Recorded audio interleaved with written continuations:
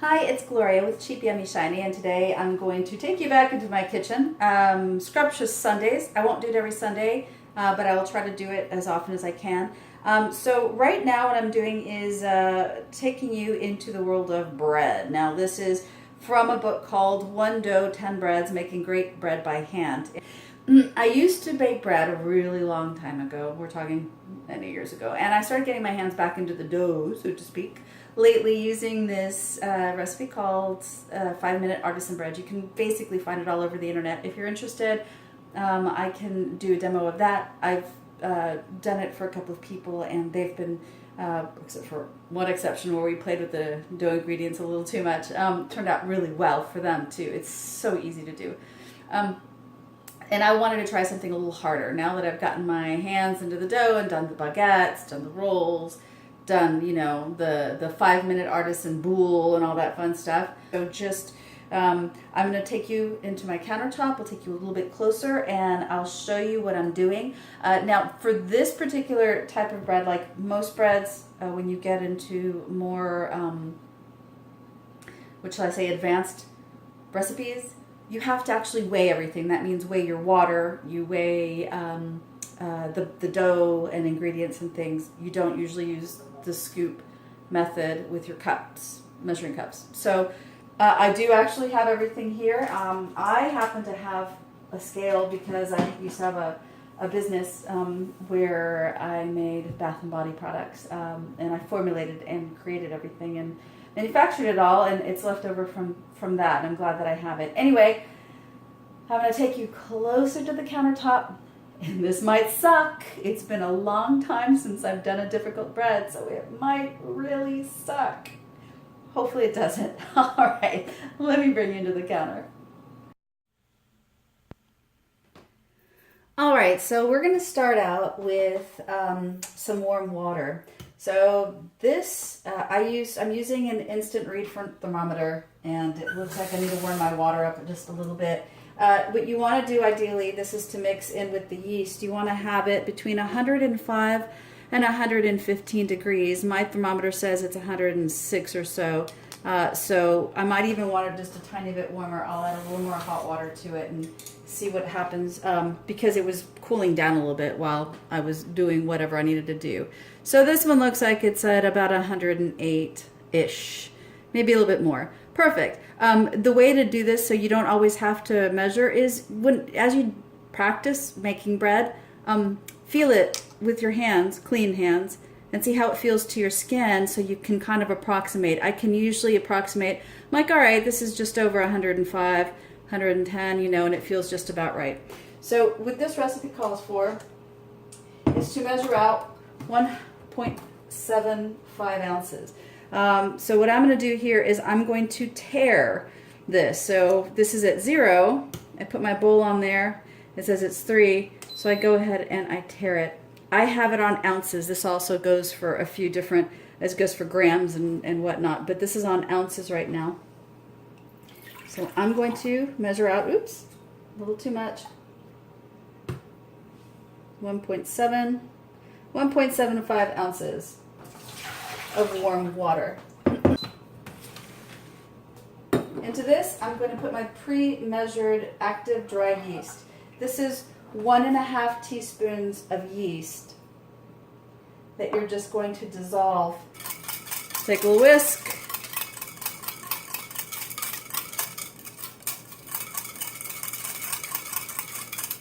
All right, there we go. I'm going to set this aside. I'm going to put this up here. Take it out of my way. So I've got my unbleached bread flour. So I'm using bread flour. I'm using a cup, measuring cup, just to measure this out. So I need 16 ounces of bread flour. I have pre-measured salt. This is 2 teaspoons of salt. I sprinkle this on top. Just going to grab this little paddle scraper and mix in my salt with my flour. Okay, so your next step is you're going to weigh out some cool water. I'm going to turn on, you should always turn on your scale if it has the tare function with nothing on it. Really, it kind of keeps it working longer. So I put my measuring cup here. I'm going to tare it out. Now, this is cool water. For this, you need 11.5 ounces of cool water. It should be between 70 and 75 degrees. This is about 73, 74 degrees. Again, so you don't always have to take the temperature of what you're using. Feel it with your hand. Get used to it. Go, okay, cool water. Just about, a little cooler than my hand. So I'm going to go 11.5 ounces of cool water. All right, so now that we have our cool water measured out, clear my workspace a little bit. I like working on a nice clear workspace myself. So I have that measured out. I've got my salt and my bread flour mixed together. Now I'm going to take my yeast mixture. Remember this with the 1.75 warm water? And see how it's bubbling? The yeast is waking up. Now we need to get something to feed it. And that is going to be this flour. So pour that in here. And I'm going to gently mix it in.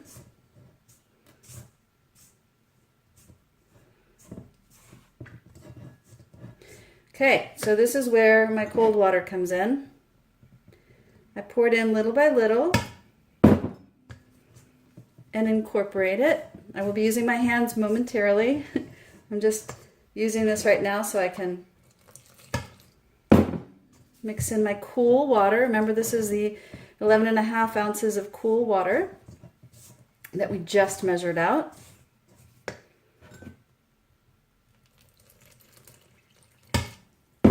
I'm going to go ahead and stick my hands in there, which are clean. Make sure your hands are clean before you start sticking your hands into dough and other fun stuff. Okay. Here we go. Getting my hand in there. Now this is, as I said, a very wet dough. Let me lift this up a little bit so you can see it a bit better. There we go. This is a wet, sticky dough. Your kids would love playing with it, in other words. I kind of like playing with it too. It has a nice texture to it. As I make it fly all over the place. Here we go. You can see it. Now, you should do this part maybe 2 or 3 minutes. I'm just trying to make sure that I'm incorporating all the bread flour at the bottom of this bowl into my dough. Come on, get in there. You know you want to get in there. Some of you are probably wanting like, oh, that looks like fun. Well, it is. It's like playing a bit with like Play-Doh, but a little stickier. And you get to eat this later, unlike your Play-Doh. Although, there are many kids that probably eat the Play-Doh. Thankfully, it's non-toxic. And by the way, if you're a parent at home, you can make Play-Doh out of flour and water and stuff and put some food coloring, and that way you know exactly what's in that Play-Doh. You have to throw it away afterwards. There we go. It's a shaggy dough. Let's see if I can get this all off my fingers. But you see what I mean about it being a little difficult to work with. It's sticky, it's wet, and it gets all over your hands. There is a trick to getting this off your hands without having to wash it off, which just makes a bit of a gummy mess in your drain at the bottom of your sink at the strainer. But you take some dry flour, put it on your hands, and then you can rub it off into a bowl. And then that way you just dump it into the trash and you don't have to get it into your sink drain. Now that I've got the dough mixed together, I put a towel over the bowl And I'm going to set it to the side, and you want to just let it sit still. Don't mess with it. Don't poke with it. Don't move it. Just leave it alone for 30 minutes. Set your timer. Walk away. All right. I'm going to go do a little cleaning, clean up after myself, and I'll see you in 30 minutes. All right, so now that the dough has rested for 30 minutes, I'm going to take a little bit of flour. I put it off on the side already, and I'm just going to sprinkle a little flour on my work surface to see if I can keep the dough from sticking to the counter. And just so you know, this isn't dough. You're not trying to work the extra flour into the dough. That's not the point. You're really just trying to keep it from sticking. So I do not have a firm plastic bread scraper, which I really should, and I plan on buying that. But this is just a spatula, like one of those scraper spatulas. It's not hard, but it'll work. Hold on. Let's pull this all out of the bowl. And you see how sticky and almost fluid this is. All right. Okay. So I'm going to flour my hands lightly. What I'm going to do is, maybe I need to flour a little bit more. All right. So I'm going to make this into a rough triangle. Short side to me, so I'm making this long away from me and towards me.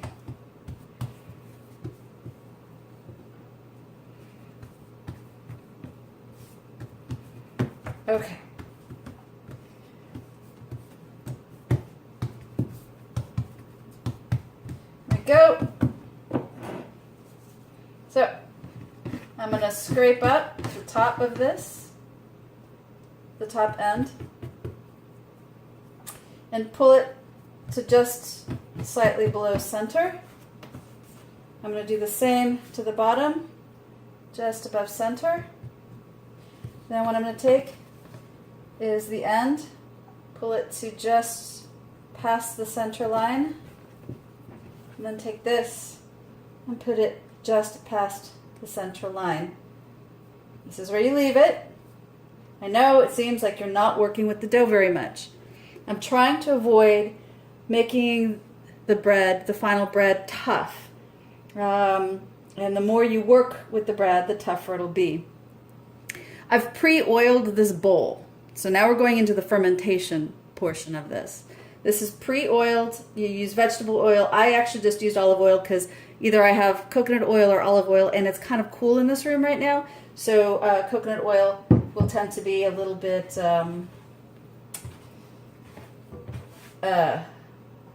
hard. So I put this, oops, I did it backwards. You're supposed to put it seam side up first and oil. There we go. Well, now we're all oiled. There we go. Let me oil the top, make sure the top is nicely oiled. So that's the whole point. Coat it nicely with oil. There we go. So, you can see, it's oiled. Go ahead and wipe my hands off with a paper towel.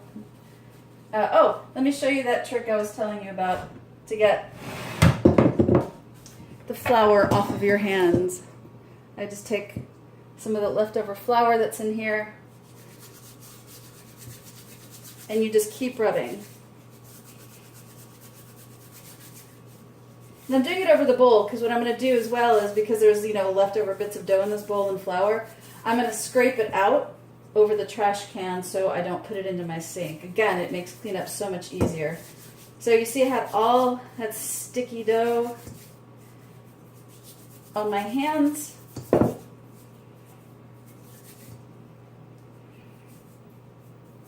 There we go. So now I can actually hold things. I mean, it's not perfect, but I can actually hold things without making an absolute mess. All right, here we go. Oiled dough. Then what you do is you take, I have plastic wrap here. I'm going to oil the plastic wrap.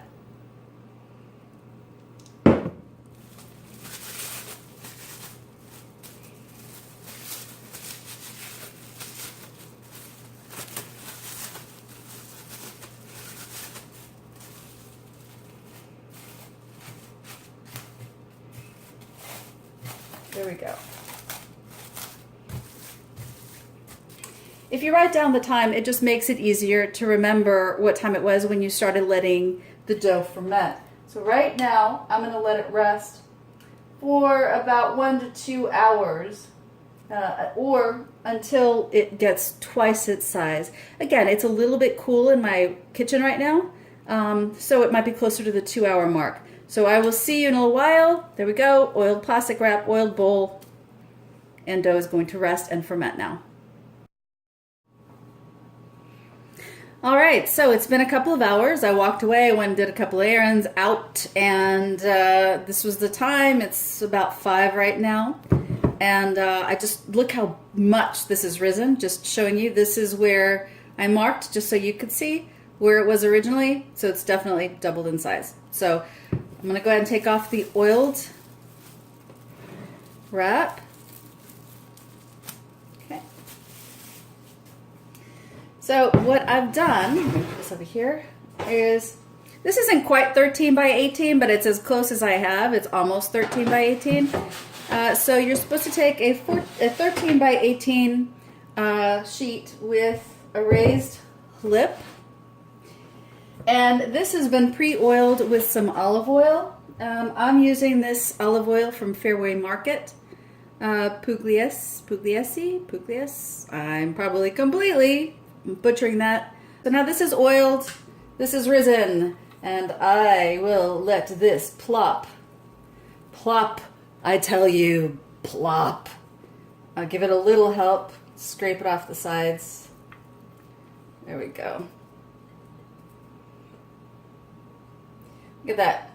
Look at all that dough. I'm going to drizzle approximately 2 tablespoons of oil over the top. No, I didn't measure it. No, I'm not sure it's 2 tablespoons. Yes, I'm often one of those people that hates using measuring things. So what I'm going to do is squish this up, you know, obviously using the oil so my fingers don't stick as much on it.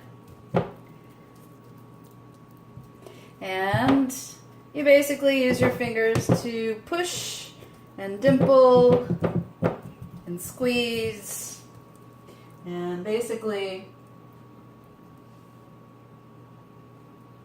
stretching it evenly across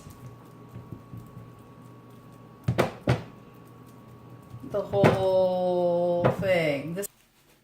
Now that everything is about as far into the corners as I can get it to stay without manhandling the dough too much, I'm going to let it proof. We'll say 30 to 45 minutes in the pan. Because the surface is covered with oil, I don't need to cover it with a plastic wrap so it won't dry out while it's proofing. While this is proofing, I'm going to preheat the oven. It's going to be 450 degrees. The rack will be in the middle, and I'm going to have a pan underneath it that I'm going to pour water into so it creates steam. I also have a bottle of water that I use specifically to spritz when I bake bread. Yes, I bake bread that often. So let me go ahead and let this sit for a while. I'll preheat my oven and we'll be right back. It's been about 40 minutes and you can see that the dough has actually doubled in size. So meanwhile, what I've prepared here is, it's supposed to, well, she suggests tarragon, and that would be lovely, but I don't have any tarragon right now. So this is actually just Italian seasoning. So it's just Italian herbs like marjoram and rosemary and basil, thyme, things like that. So 2 tablespoons of an herb. Like I said, tarragon is what she suggests, but I don't have any. And then 1 tablespoon of a coarse salt. So I have a coarse sea salt here. You can also use, might even be better because this is actually quite coarse. You can use kosher salt even if you'd like. All right, so what you have to do, and what I'm going to do here is I'm going to dimple the surface of my dough. It's very puffy, and try to fill out the corner here. It's been fighting going into that corner for whatever reason, so let's see if I can get some of the dough to go over there. And look at that, I've got some air pockets in there. It's going to be a nice and fluffy bread. I'll go ahead and pop that. Dimple, dimple, dimple, dimple.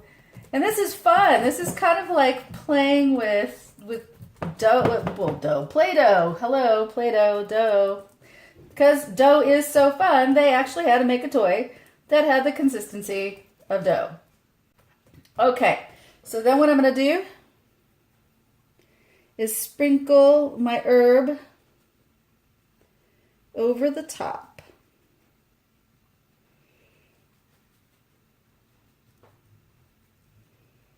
All right.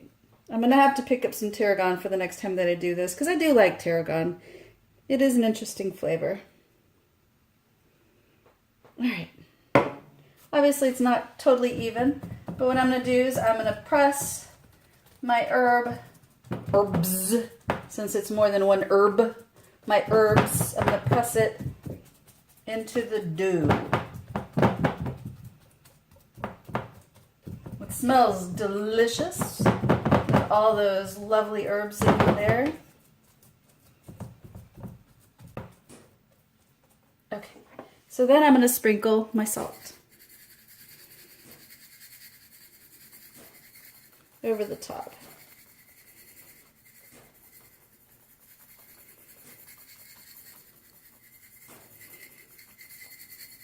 This is hopefully going to turn out all right, and it won't suck. It's been so many years since I've done anything like this, you know, about as far as I've gotten our baguettes, which shaping a baguette correctly can be a little bit challenging. That's true. So, you know, that's not that, you know, simplistic. All right, so this is ready to go in the oven. Let's take you to the oven and I'll show you what's going on. Hey guys, I know I'm upside down, not the best look. Oh well. All right, so what I'm gonna do is put my bread in my oven. Look at that. So I'm just leaving my baking steel in there because it'll add a little extra heat. And you'll notice I have a preheated pan underneath the middle rack. So I'm going to slide my lovely focaccia bread in. I also have, let me reach up here for this. I also have 8 ounces of hot water causing some steam. I'm going to add a little more steam to the whole thing and spray a little water in here just to steam it all up. Okay, so now that it's in the oven, I'm going to let it bake. And I'll see you in just a few minutes. Hopefully it won't suck. So it looks like everything is ready. It's been about 35 minutes. I'm gonna go ahead and turn this off because I peeked in there to see what it looked like. And it looked like maybe I should have even considered taking it out a little bit earlier. But here is my gorgeous focaccia bread. That turned out beautifully. It's got obviously I haven't cut this yet, but it looks like it has the perfect sort of rise to it. I think I should have put some more oil on the bread. It should be oilier. Oops. So I took the bread out of the oven. It was about 35 minutes. Couple of things that I wish I had done differently. One, I think I should have taken this out a little sooner because putting it on top of the baking steel definitely made it cook faster. There was a lot of heat underneath there, and in retrospect, I wish I hadn't put it on top of the baking steel, but you know, I don't think it ruined it. I just have to remember that. The other thing is, this should be very oily. This should have pools of oil. It doesn't. That means that I should have put more oil on the bread. So next time I'm going to drizzle even more oil on top of the bread. But even without the extra oiliness, and even though it cooked a little faster than I expected, look at it. It's actually quite beautiful. I think it looks just about right, except, like I said, except for the oil. It should have the pools of oil on it. But, you know, I could just add some right now. If I really wanted the extra oil on it, it's not a big deal. So what I do from here is I let it cool in the pan for 10 minutes. Then I take it out of the pan and I'll put it on a wire rack to cool completely, because you really shouldn't cut bread until it's completely cool. I know it's hard to wait because you really just want to open it up and eat it right then. But if you do that, the steam hasn't had the chance to escape, it hasn't cooled, and it'll make the interior gummy. And I suppose it's not a total big deal if maybe it's just a roll and you're just slicing it open and eating it. But if you cut it like this, or a loaf, it'll make the whole loaf a little bit gummy.